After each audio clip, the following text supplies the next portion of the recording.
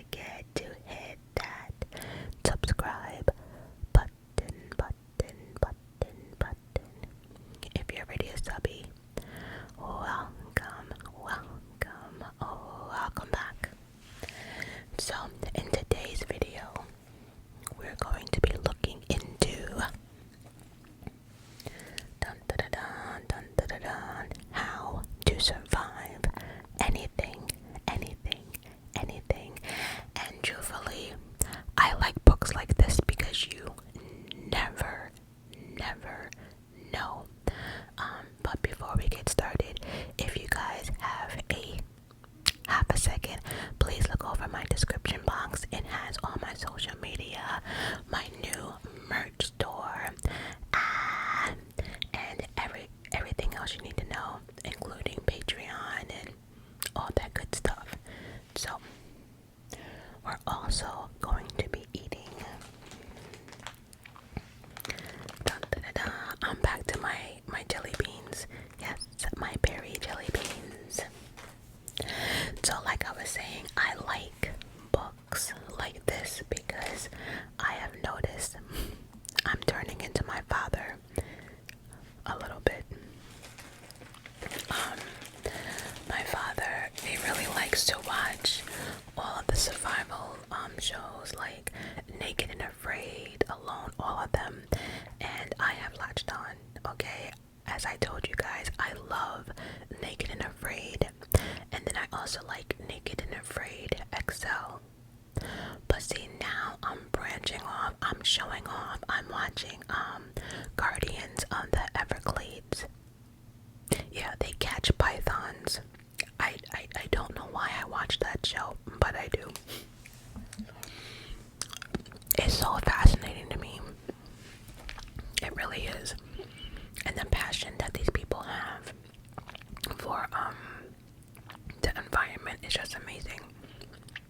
But you learn like, for instance, I probably now know how to fillet a fish, and I haven't even tried it.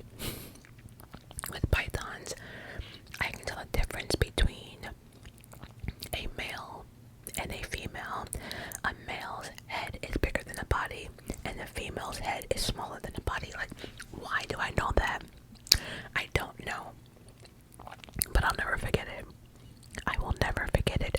Oh, and another interesting fact that I learned, that if you look at a snake and you're trying to figure out if it's poisonous or not, something about if the eyes are like normal. When I say normal, like if it looks like a cat eye, then it's poisonous. Most snakes have like that cat eye look, which is creepy as hell. But that's what I'm saying. It's like little things you pick up that I don't know why I know this stuff. I don't. And don't get me started on making a shelter on Naked and Afraid. Like, don't get me started on that. Like, I'm a pro. I haven't tried it, but I'm a pro. Just saying. So, let's dive into the book to How to Survive Anything.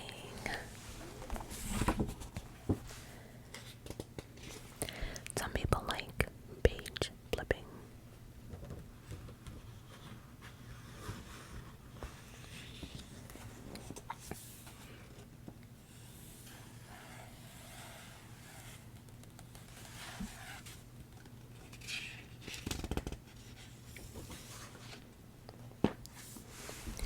And in this book, they have different categories like natural disasters, predators. I see a python. Uncharted territories. So the first chapter is how to survive a natural disaster. So we're going to flip through this chapter and see what we can find.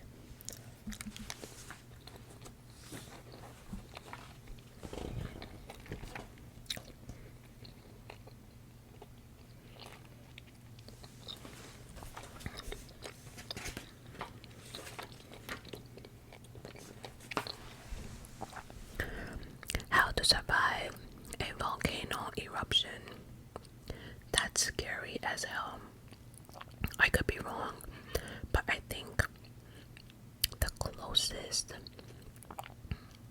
volcano near me, because I live in New York, maybe Hawaii. I could be wrong. I'm acting like I know my shit. I don't know. Let's keep it moving. Volcanoes can be so rude.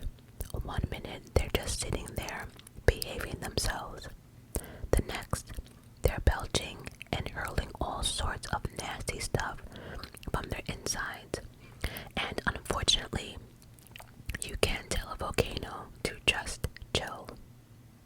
Use these survival tips when a volcano decides to blow.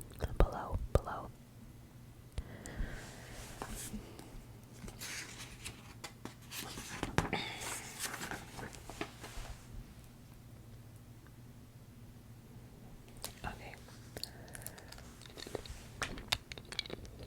Volcanoes are full of surprises, dangerous ones that spew out when they erupt. If you're caught in a hailstorm of red hot rocks and cannot find shelter, make like a roly-poly bug. Curl yourself into a ball and protect your head and neck. I think that's for everything. Like, always protect your head as much as you can, you know.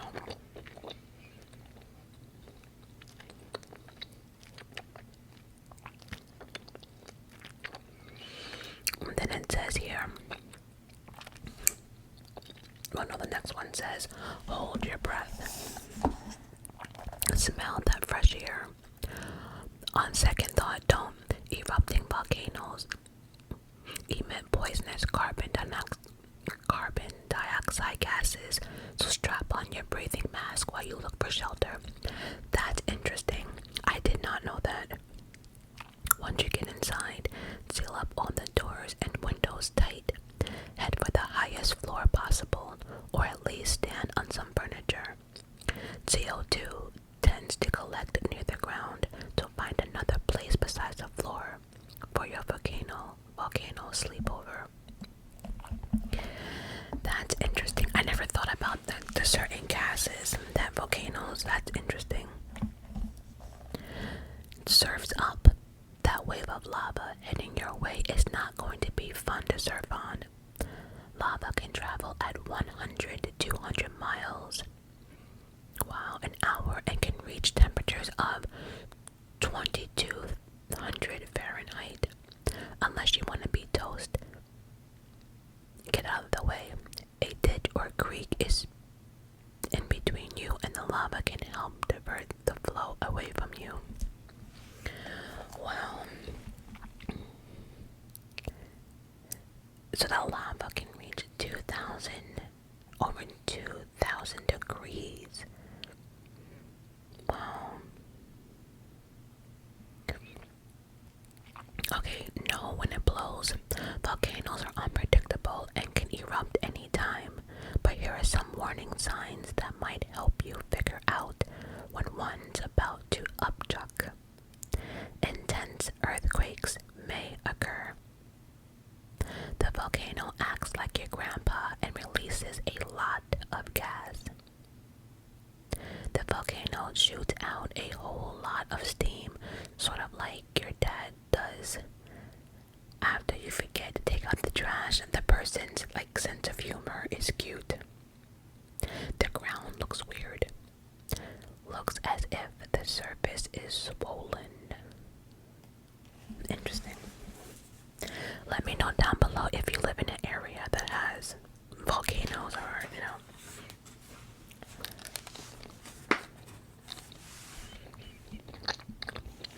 Now this is funny because this is under national disasters, but it says how to survive your most embarrassing moments.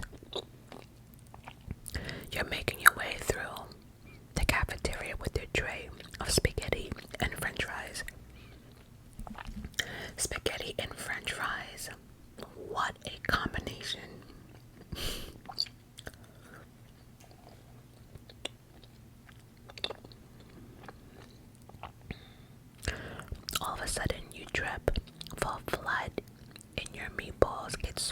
fluffy shirt, rip your pants, and fart.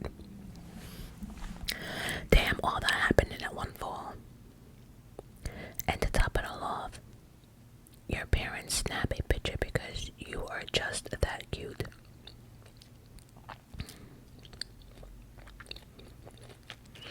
Okay, so basically, it's gonna teach us how to play off embarrassing moments. Laugh it off. Do this if you do something else. Do this if you do nothing else. Tell everyone that you think accidental burps are funny. If you don't think it's a big deal, why should anyone else? Plus, who's going to tease you later if you know? If they know you already think it's funny. I guess that's why, like, a lot of comedians, like, a lot of times too, people will make fun of their insecurities or something that people can make fun of them with. Put this down a little bit. Yeah, like for instance, like Kevin Hart, you know, he does a lot of short jokes. So it's like people coming at Kevin Hart doing short jokes. It's like, that's not funny because I already know I'm short and I make fun of myself. You know, don't freak out. Yeah, people might be laughing so hard their chocolate milk is spraying out their nose, but they're laughing at the situation. And you know, we've all had those times that we saw people fall and we laughed, or someone, you know, tripped and we laughed. It's the same thing. You know, a lot of 9 out of 10, you know, it's not even you, it's just the situation, you know. Move on. You may think that bringing it up all the time will show your friends no big deal, but you're wrong. Yeah, if you keep bringing it up, people are gonna know you're bothered or triggered actually by it.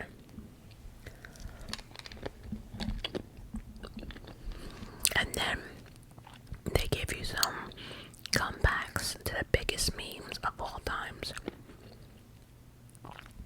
For instance, your mom accidentally burps loudly right in the middle. Oh, not mom. It just says accidentally burping loudly right in the middle of your oral report on the Civil War. Come back. You say something like, I just want to appreciate that great lunch we had today.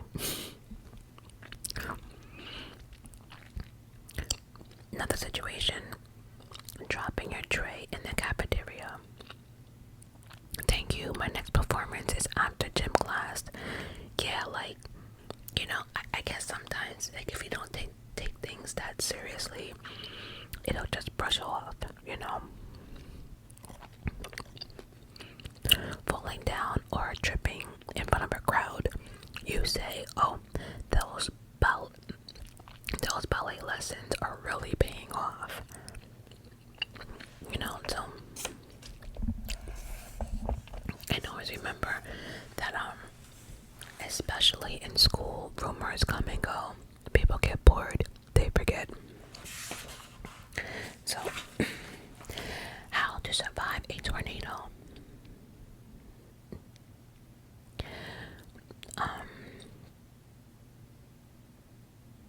We hate to disappoint you, but a tornado is not going to pick up your house and blow you to a magical place filled with talking lions and weird little tour guides.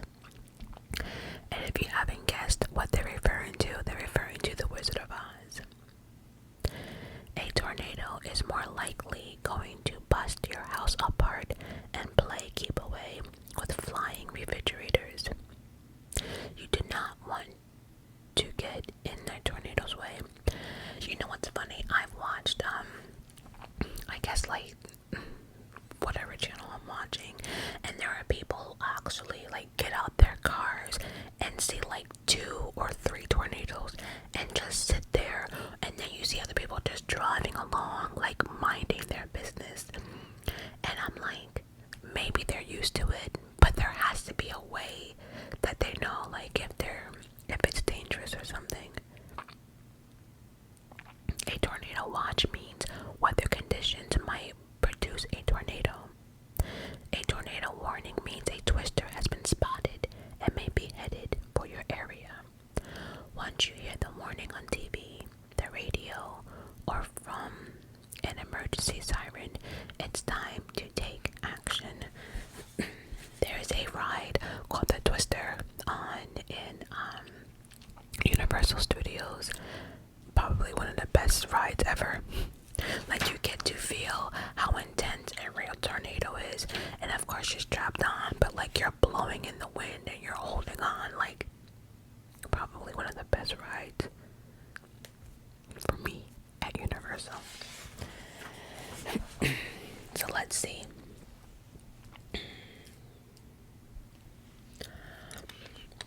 The only place a tornado is guaranteed not to find you is underground, so hightail it to the basement, cellar, or storm shelter.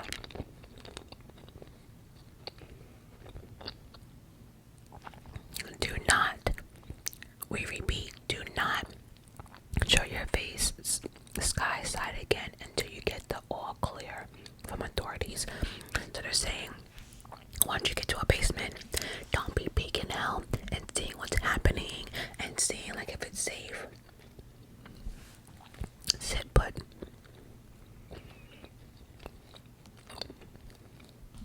If you don't have a basement, march your butt to a windowless, I repeat, windowless central room on the lowest floor of your house.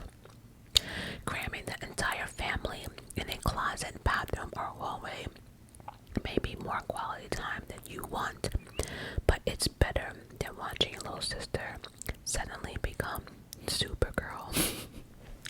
I used to watch Supergirl, by the way. Why did I stop? I don't know why I stopped. Actually, I think Supergirl might be on Netflix. It might be.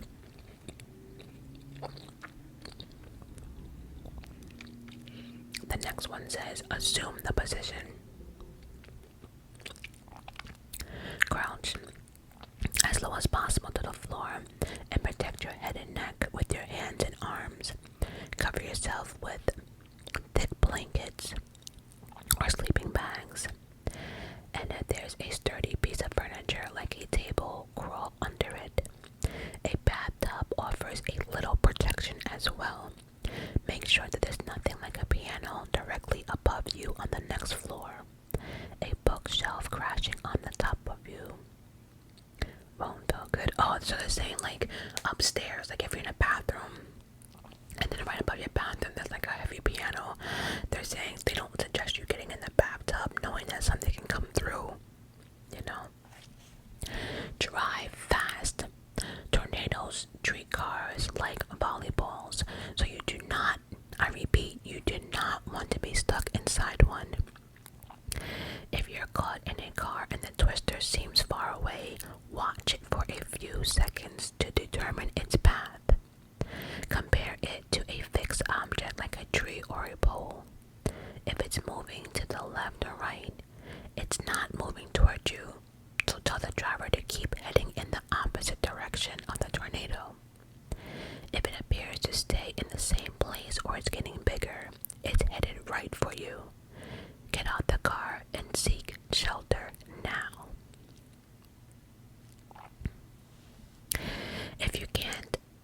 If you're outside and can't find shelter, your best option is to flatten yourself on the ground like a pancake. If you see a ditch, dive in. At the very least, stay away from trees and cars and protect your head. Do not seek shelter under bridges or overpass. You're not a troll. Plus, a tornado crashing into a bridge only leads to bridge parts falling on you. Yeah. Most tornadoes are over in less than 10 minutes, but warnings may go on for hours. Yeah, I think like if I ever lived like in an area like that, you know, of course always have like a shelter place or a basement, but make that basement like fun, you know, activity stuff. Make sure there's water, make sure it's always stocked, you know, like make sure there's things to do down there so you won't lose your mind, because you never know how long you might be down there for, especially like they said the warnings could be on for a while. So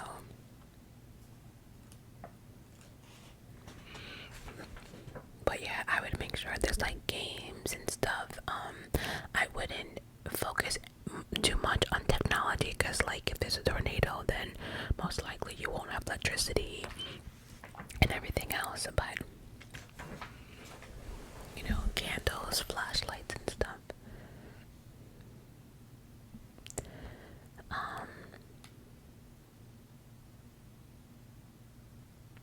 Like snowflakes, no two tornadoes are exactly alike.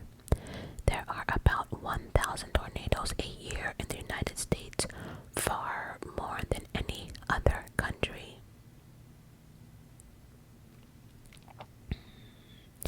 Twisters can happen anywhere, but Tornado Alley, the name given to the states between Texas and South Dakota, gets it the worst. I need to bust out my map. Outside of the United States, Argentina and Bangladesh records the most tornadoes annually. Myth bust. Back in the olden times, people were told to crack the windows during a tornado to equalize the pressure so their house wouldn't explode. Turns out the twister is going to tear apart your house long before anything like that happens. Today, most survivors say stay away from windows altogether. Yeah, because of like the glass and stuff, right?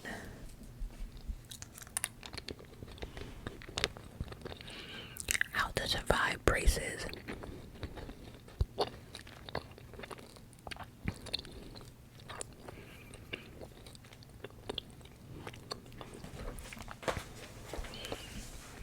Not looking forward to having a mouth of metal for the next 2 years. We don't blame you, but unless you want to look like Austin Powers, you gotta wear them. Here are some. Make your ordeal a little less painful. It says the night before, pick out, eat everything you want. I remember that because I never had braces, but my sister used to tell me how painful they are. And I remember when she first got them on, her mouth really hurt, so you probably won't be eating for a couple of days.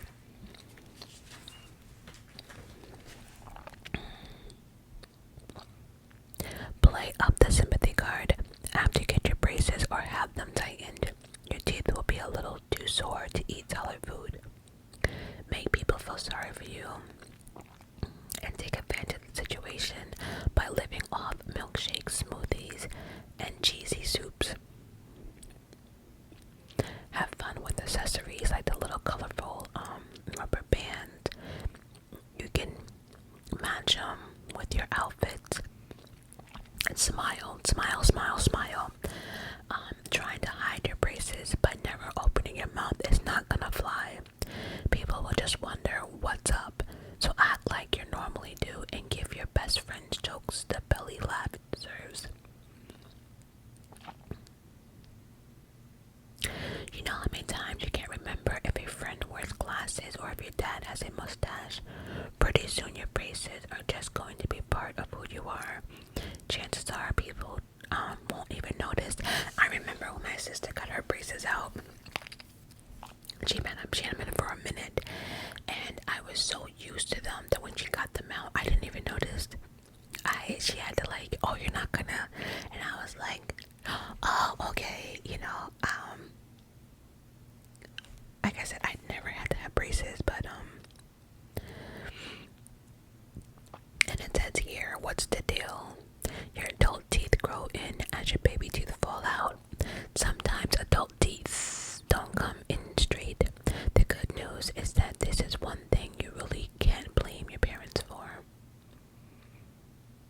Crooked or overlapping teeth and mismatched jawlines that cause under or over bites are often hereditary. Oh, so then you can't blame your parents though. Maybe I read that wrong.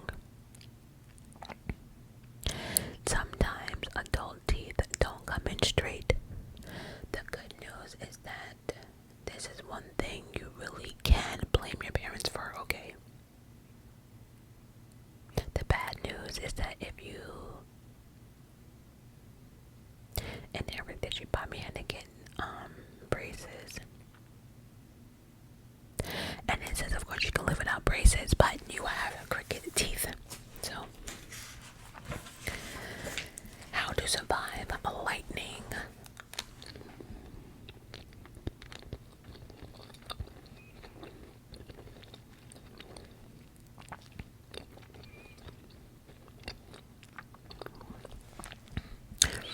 Maybe this wasn't the best idea you've ever had.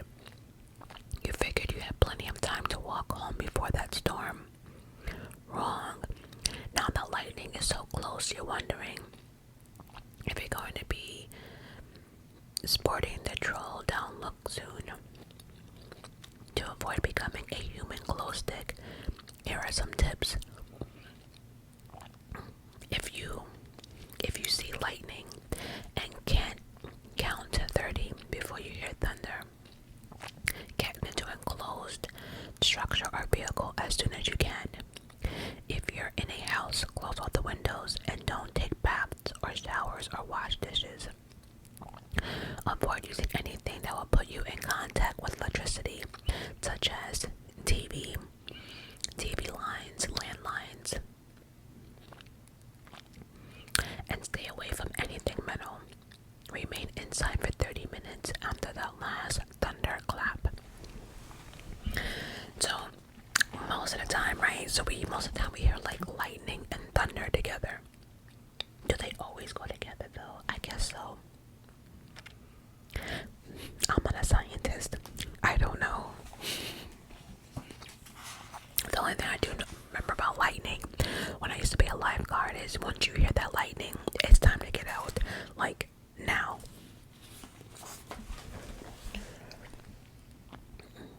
Don't be a tree hugger. Lightning often strikes the tallest thing around. So don't look for shelter under tall trees. That goes double for telephones or electrical poles unless you want to be next flash in a fireworks display.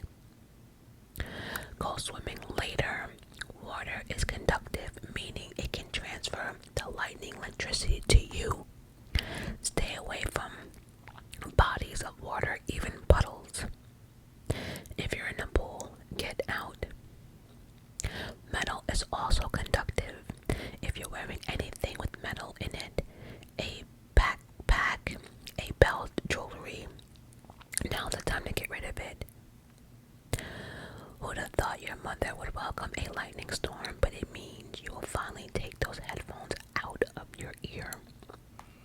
So, if you see lightning, you're outside, anything metal, your belt, headphones, whatever, take them off. If you're out in the open, make yourself as small as possible. Crouch with your head between your knees. Don't lie flat. The ground is conductive, so you want as little of your body to touch it. So basically you have to squat down and go like this, or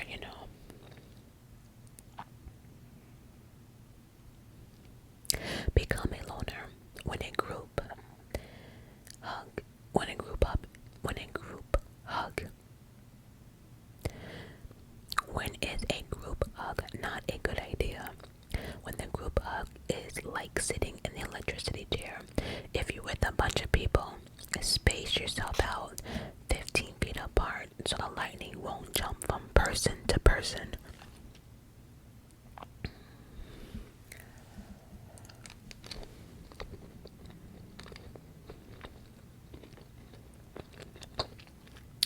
Fun fact. Thunder. Secrets revealed. The intense heat from lightning causes the surrounding air to expand rapidly. When it does, it creates thunder. So I guess thunder and lightning does go together.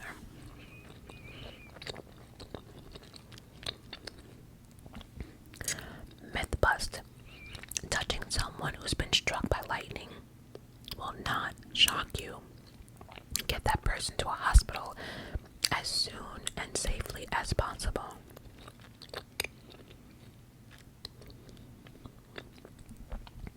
Impress your friends. Count the seconds between the lightning flash and the thunder. Then divide by 5. That's how many miles away the lightning is. Count the seconds between the lightning flash and the thunder. Then divide by 5. That's how many miles away the lightning is. Interesting.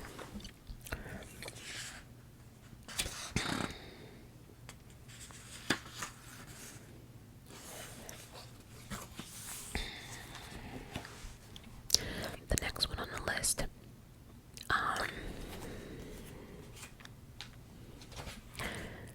Actually, I'm gonna skip this one for YouTube reasons. Oh yeah. Okay. How to survive an avalanche. Ever wonder what it would feel like to be tossed around in a giant washing machine filled with chunks of snow? That's pretty much what you get caught in an avalanche feels like. And when the raging rapids of snow actually stops, you'll be stuck like a bug in a vanilla milkshake. You know what? This person, whoever wrote this book, has like a lot of comedy and humor in it. Here are a few things to prevent future generations from having to thaw you out. Like, that's what I'm saying.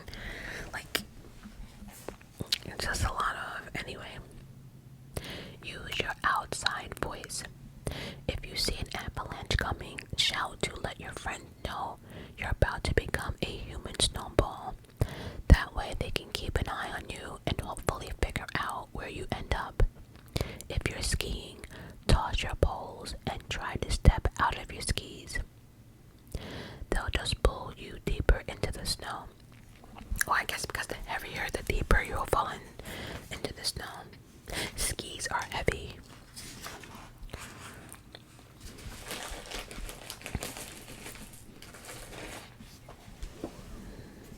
Have you ever been skiing before? It's not for me.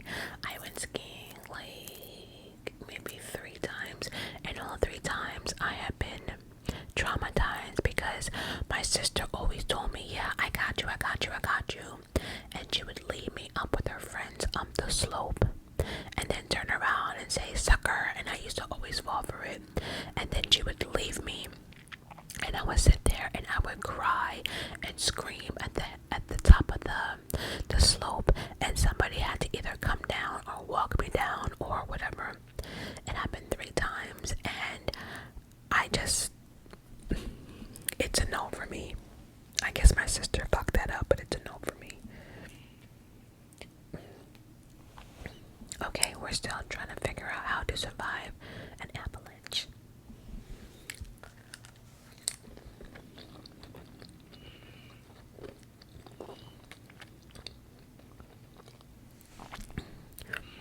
It says a human body in moving snow is like the Titanic. It sinks. So stay on top of the avalanche. Move your arms like you're swimming for the most important Olympic medal ever. Keep your mouth shut so snow does not pack into your throat. And then it says, breathe through your nose.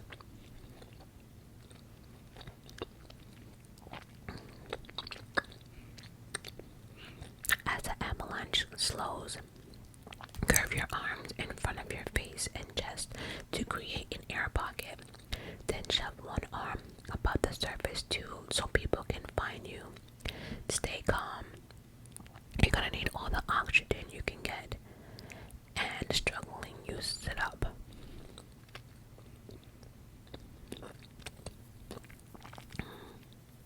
Compacted snow is like a recording studio. Soundproof. Don't waste oxygen by shouting for help until you hear rescuers close by. Then scream like a rock star. Myth busted. Loud noises do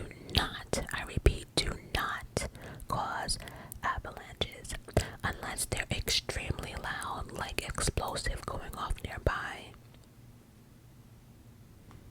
And then it says if that happens, then you'll have way bigger problems than an avalanche to worry about.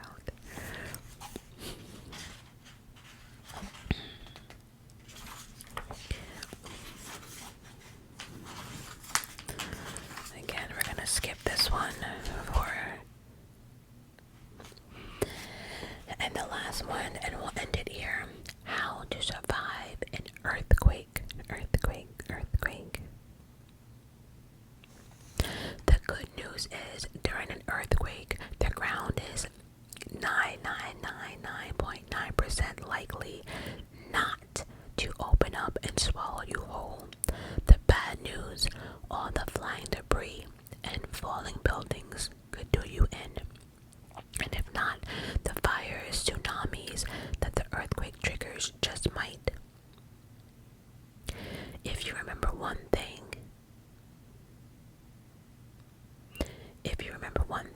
and in an earthquake you'll be lucky to remember your name, it's this: drop, cover, and hold. Here's what we mean. An earthquake and its aftershocks can last a few seconds or a couple of minutes, and sometimes there's no time to get to the absolute safest place in the building. Get underneath something sturdy like a door frame or table and hold on.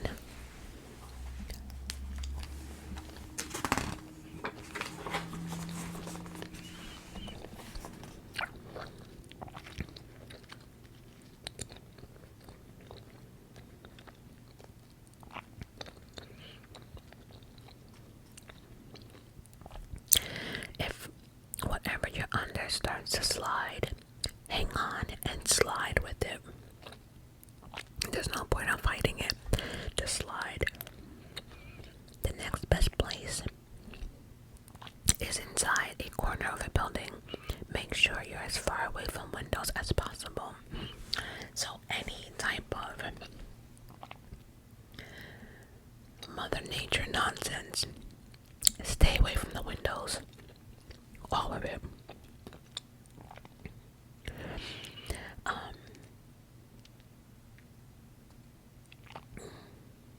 So make sure you stay away from windows. An earthquake jerking you out of a dream involving you, a pile of money, and 18 monkeys dressed like butlers is no way to wake up. See, the humor I can get away with. Still stay in bed, face down with a pillow over your head and neck with one hand, and with the other hand hold on to the mattress like it's about to become a flying carpet. So it seems as if also to any disasters, always protect your neck, face, and head. Always. Don't get distracted. Burglar alarms may be screaming in your ear, and you might be taking an early shower when your sprinkler system is triggered. Stay calm and remain right where you are. Do not try to change locations once you've found your safe spot. Plan for the great outdoors. If you're outside, try to head to an open space away from buildings or power lines. If you're in the mountains, watch out for falling rocks and landslides. Earthquakes interrupt your beach vacation. Head to higher ground. Matter of fact, if you're in an earthquake in a beach, I would be worried, because the next thing I would think of is a tsunami. Because I don't really go to any beaches out here in the US, but you know, I do a lot of islands, and if I feel an earthquake, my next thing is, oh my god, we're on a beach, a tsunami's coming. I don't know.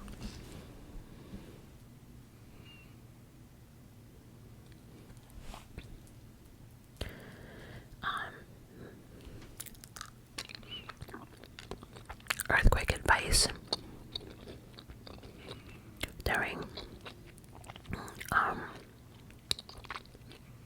During these, stay far away from these things, but most of them we do.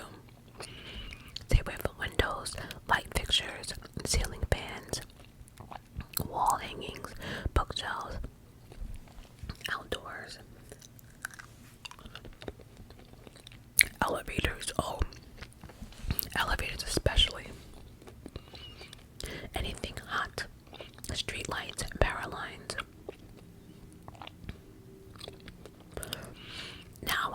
this room full of soda bottles.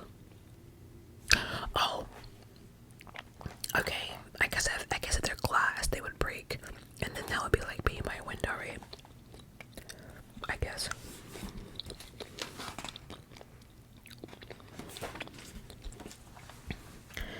And that's actually it for this one.